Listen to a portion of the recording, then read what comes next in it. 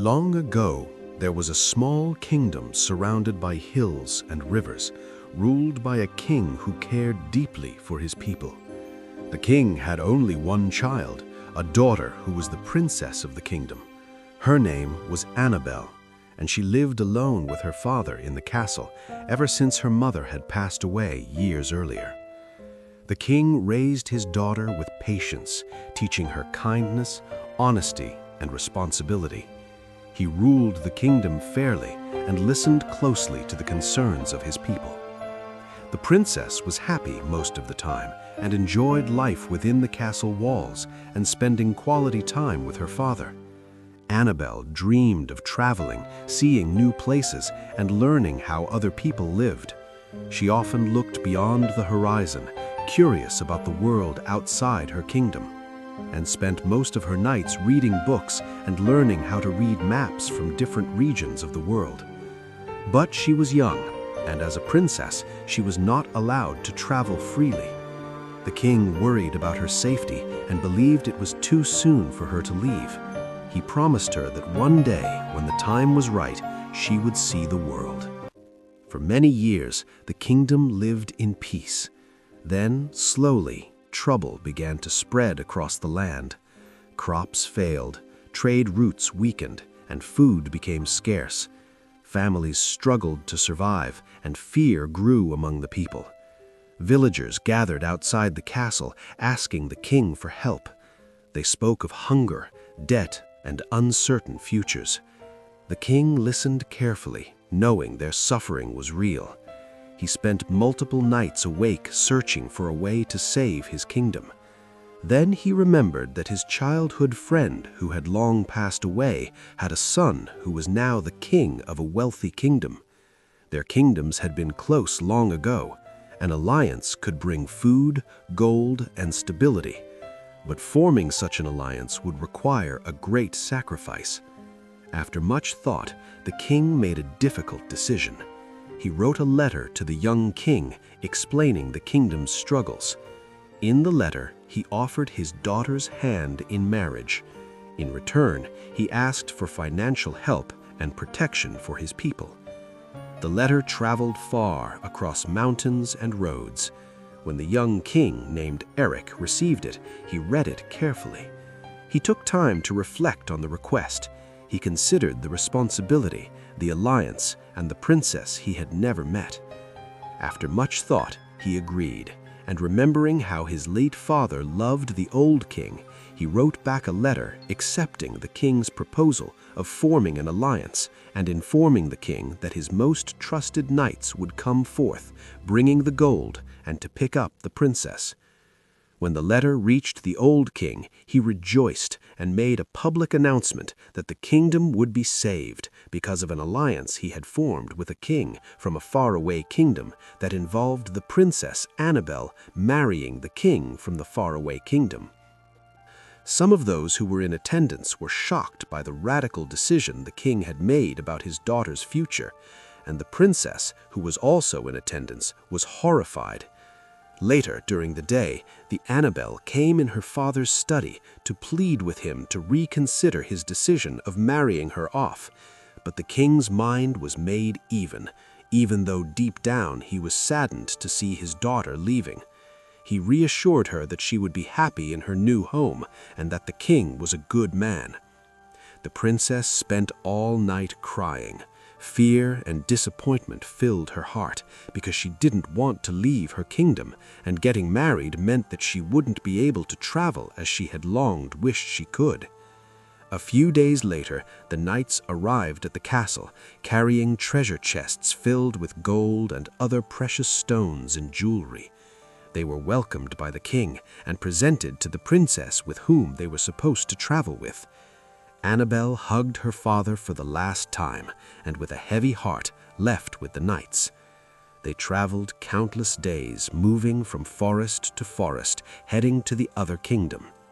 Annabelle, who was so unused of traveling, found the forests and fields fascinating, and was more and more convinced that she wasn't meant for marriage, or at least not yet.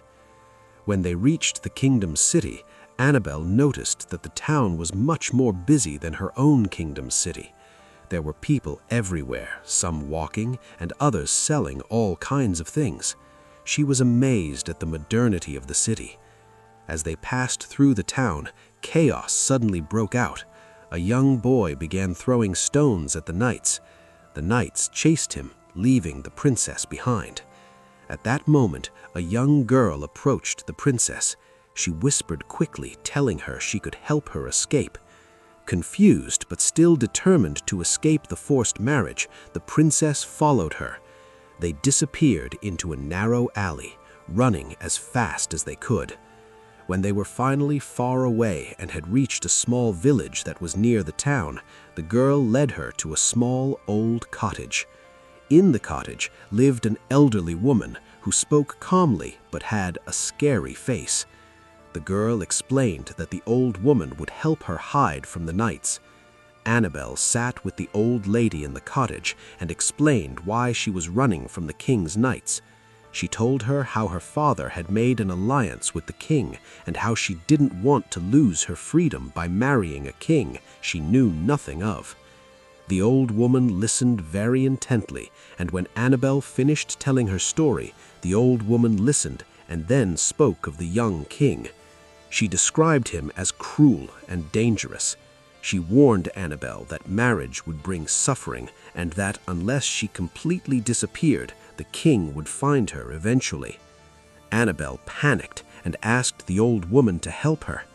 The old woman said she could help her, stood up and left, and came back with a green liquid in a transparent flask. She told Annabel, "Drink this and you will change your identity. Nobody will be able to recognize you, and you will be free forever." Annabel heard that and hesitated for a while, but when she heard the knights walking outside looking for her, she immediately drank the liquid. She then felt faint and collapsed on the floor, her last vision being of the old woman standing before her with an unkind smile on her face. In the meantime, the knights returned from the city having lost the princess. They told the king what had happened, and he grew worried for the princess. He spent weeks, nights after nights, wondering what happened to her, so much so that he lost his sleep. One day, when the king, Eric, was walking in his garden, he saw a falcon perched on one of the tree trunks with a letter in its claw. Intrigued, he took the letter from his claw and read it. The letter was directly addressed to him and said that Princess Annabel was captured by some bandits and that the only way to get her back was to go to the Mountain of Shadows to retrieve a precious stone that was found in the cave and which the king was only able to dig out since he had the kingdom's royal blood. King Eric informed his knights of what he had read in the letter brought by the falcon, and he told them that early morning they would depart for the Mountain of Shadows to go rescue the princess from the bandits. As planned, Eric and his knights left the castle early in the morning with provisions to last them for weeks. They also noticed that the falcon had decided to follow them in their journey. At night, they set camp and devised a strategy to fight the bandits once they reached the mountain shadows. In the same forest where the king and the knights were camping, the falcon gently landed on the ground nearby the campfire, and suddenly a soft green light wrapped around it, sparkling brightly, until the light faded and the falcon magically turned into the princess. Back at the camp, as more and more knights slowly fell asleep, Eric stayed awake, carefully studying the map and the shape of the Mountain of Shadows, when he suddenly heard a sound coming from the forest, and he quietly stood up to see what it was, walking alone into the trees as the moon softly lit his path. As Eric walked deeper into the forest, he was very surprised to see the princess sleeping quietly in a bush, and he knew it was her because she looked exactly like the description the knights had given him, which made him wonder why she was there, instead of at the mountain with the bandits, just like the letter had said. Annabelle suddenly woke up and was shocked to see Eric standing there watching her, realizing she had been discovered and her lie was now revealed. So she quickly knelt down and begged him to spare her, promising she could explain why she was in the forest, even though the letter had said she was at the mountain. Eric promised to listen to her, and as they walked slowly through the forest, Annabelle began to tell her story, explaining how some children had stopped their journey, and because she was afraid of getting married, she followed a little girl to an old woman's cottage, where the old woman offered to change her identity, an offer that felt too tempting to refuse. But later, Annabelle learned the old woman was actually a witch in disguise who had planned everything and tricked her into drinking a potion that turned her into a falcon during the day and back into herself at night. She also told him that she spent many weeks trapped in the witch's castle, not knowing what would happen to her, until one morning the witch locked her in a cage and told her that she must carry a letter to the palace and make sure the prince himself read it if she ever wanted to become human again. No one was allowed to know she was the princess, because if the secret was revealed, her plans would fail and she would never return to her normal self. Eric listened to the story with a deep sorrow in his heart. Annabelle had fallen into the witch's trap because she was fleeing from this decision that he and her father had made. Eric hugged her and promised her that no one would know that the falcon was actually her under a spell. He also promised to protect her and to do everything in his power to break the spell, and for the first time in a long time, Annabelle felt hope. As the days passed, Eric traveled with his knights while Annabelle journeyed with them as a falcon during the day, and at night she returned to herself and spent time with Eric as they talked about their childhoods and the things they loved. And even with all that was happening, Annabelle enjoyed the journey, the freedom of flying, and the beautiful places they saw. And in the quiet nights, she also enjoyed Eric's company, slowly realizing that she was beginning to care for him, because unlike how the witch had described him, he was kind and understanding, and like her, he knew what it felt like to carry great responsibility while longing for freedom. When they were about to reach the Mountain of Shadows, they decided to make a stop at a nearby village to get some provisions and proper rest before the battle ahead. At night, Eric and Annabelle shared a meal together and later read a book that one of the villagers had given them, which told the story of the Mountain of Shadows and the powerful gemstone the witch wanted to recover. And as the book went on, Annabelle slowly fell asleep, while Eric stayed awake, reading through the night. The next day, Eric, Annabelle, and the knights finally reached the Mountain of Shadows and began climbing its steep paths. And although the knights expected to fight bandits, Eric explained that their true mission was to find a magical gemstone because the princess was actually trapped by a spell cast by an evil witch. And even after hearing this, the knights showed great loyalty and stayed by their king's side as they climbed, with Annabelle flying close to Eric. What they did not know was that the evil witch was already waiting for them inside a cave on the mountain. And when she saw them coming, she cast a powerful spell that made heavy rain fall, making the climb very difficult for Eric and his knights. As night began to fall, Eric finally reached the cave, while the knights were still struggling behind. And at that moment, Annabelle returned to her human form and walked into the cave with Eric, hoping to find the gemstone. Suddenly, the witch appeared before them, laughing loudly and saying she had trapped the king's knights with her magic and would only free them if Eric gave her the gemstone. And she mocked Annabelle for being caught in her human form, then ordered Eric to start digging, warning him that it would take a long time to reach the stone. Eric began digging, and as he went deeper, he noticed the gemstone glowing brighter and brighter, as if it recognized his royal blood.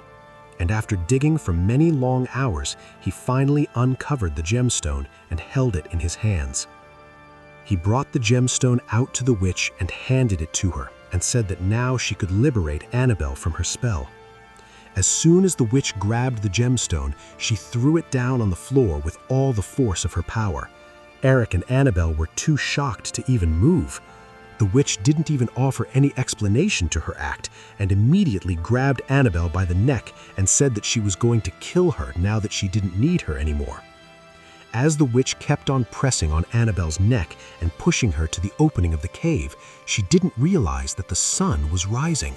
And as soon as the first flickers of sunlight reached the cave, Annabelle turned into the falcon and started biting the same fingers that were on her neck. The witch screamed out of pain, and in the confusion didn't realize that Eric had taken one of the pieces of the gemstones that still had magic in them. When the witch turned around, Eric stabbed her in the heart with the piece of the gemstone that he had picked up. Immediately, the witch exploded in a green fog and disappeared forever, and with her evil magic. Annabelle then transformed back into a human, and the knights were liberated from the magic that had trapped them. They all rejoiced happily that the witch had been vanquished. Eric, Annabelle, and all the knights went back home in the kingdom with their hearts content and reassured that they were now safe. On their way, Annabelle asked Eric how he had known that the gemstone would kill the witch, and he responded that he had read in the book that the gemstone had been previously known for defeating dark powers in ancient times. After a few months, Eric and Annabelle got married in the castle's garden and promised to each other to always be there for one another, no matter what the situation is, and they lived happily ever after. The end.